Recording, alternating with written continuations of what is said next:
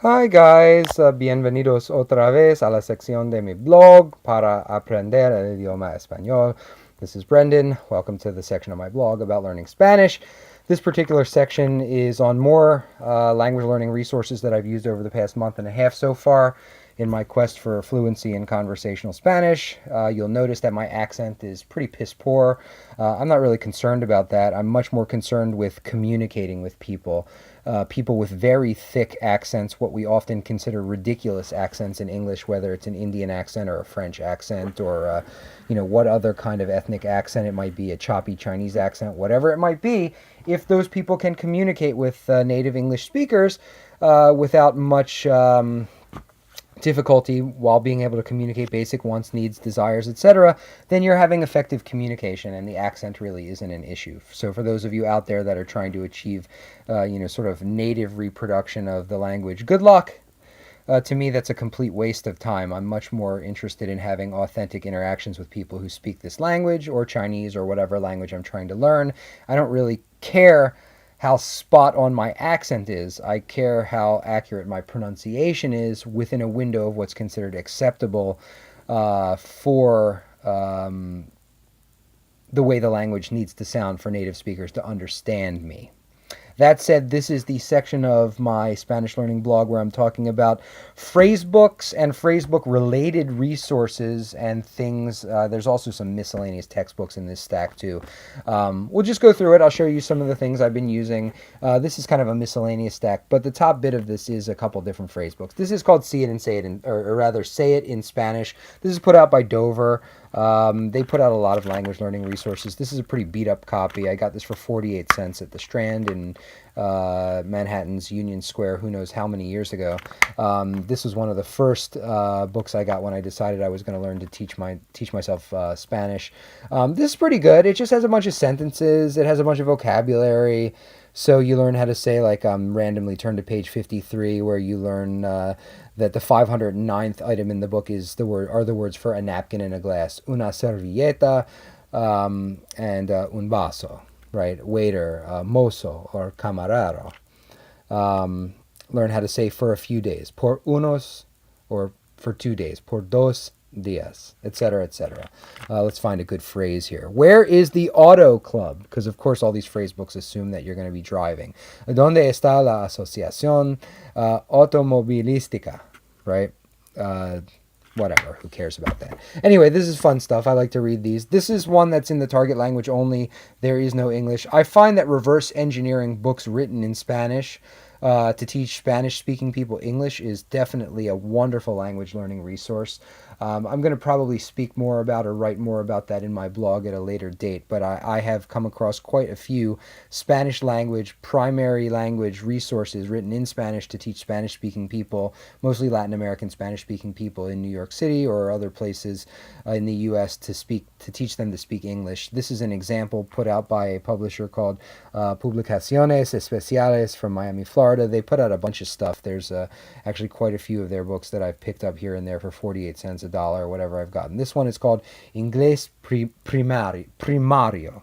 And this is like primary English, first English, the most important stuff you should learn. Con este manual puede hablar inglés. Con este manual puede entender inglés. You can learn to speak and listen and understand English from this. And basically, it uses Spanish to teach English. But what's the difference if you use Spanish to teach English or English to teach Spanish? Really, you can use the book for either. You can use the book to learn Spanish from English or English from Spanish if the book has both. That's my attitude. Maybe some people don't see that. Maybe it never dawned on some people to do that. But the wonderful thing is you get the extra added bonus of little blurbs in Spanish trying to show you how to speak English. And that's extra practice for someone like me to read Spanish. So for example, introducción. Existen innumerables métodos y facilidades, tantos como las dificultades que tienen que vencer los que desean aprender el idioma inglés. There are many methods and ways of studying. There are also many difficulties that people need to overcome when they want to learn the English language. That's basically what I'm gathering that means. Sabemos por experiencia propia la necesidad de hacernos comprender. We know from experience, first and foremost, the necessity to be able to understand, and that is important. Anyway, this book is pretty cool. It uses Spanish to teach English, so not only do I get the vocabulary, but I get the little blurbs like that written in Spanish that I get to, practice. As you guys can tell, my comprehension of Spanish is not 100%, but for someone who's taught myself with never having taken a class, I'm pretty happy with the progress I've made so far in just a few months. This is the HarperCollins Language Survival Guide for Spain. This is pretty fun. It's got lots of good pictures of various things. This isn't really going to help me so much with specifically like what public telephones and kiosks and things look like in Mexico necessarily, but I'm sure it's a lot of the similar stuff. The pictures are really fun in this. This is basically a phrase book written in English to teach conversational Spanish for like tourist survival Spanish. How do I find the restroom? Where's the best place to park my car? What time does the store open? What time does the store close, etc. So that's good stuff. This is the Dover Essential Spanish Phrase Book. These little books like this are great when I pick them up for $1 or whatever here and there. They just have a whole bunch of words and phrases that are considered to be the most common words or phrases in Spanish. They're probably the most common words and phrases in English too, or at least as of 1950 or whenever the book was written. Another similar one also put out by Dover is 1001 Most Useful Spanish Words. And this one is just basically the top 1,000 words that this particular author thought were important for people learning Spanish to know that you can work them into your conversation. It's good stuff. Here's two... We've seen these two publishers before, Passport Books and Usborne Books, both British publishers, European publishers that publish foreign language learning resources. These books are both like two sides of the same coin. They're basically like learn Spanish in a week kind of a thing, where they just kind of take you through very short lessons with really fun pictures and you learn basic conversational Spanish. This one uses pictures. This particular one uses cartoons. They're basically like the same book by two different publishers, about the same thickness. They're both really fun. I may wind up taking one of them with me to Mexico and just looking at it on the plane or whatever, because they're pretty concise, they're pretty condensed, and they're pretty dense with vocabulary and essential knowledge. This is the Living Language Spanish course book that I picked up for 48 cents. It would have originally come with a set of CDs and stuff. I don't have that, but I don't really need that because I know how to pronounce Spanish well enough that a native speaker would understand me in spite of my piss poor accent that I currently have.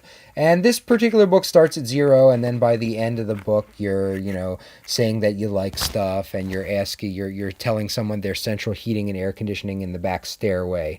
Things like that. So it's practical Spanish. Not the most exciting format. I mean, it's just a paperback.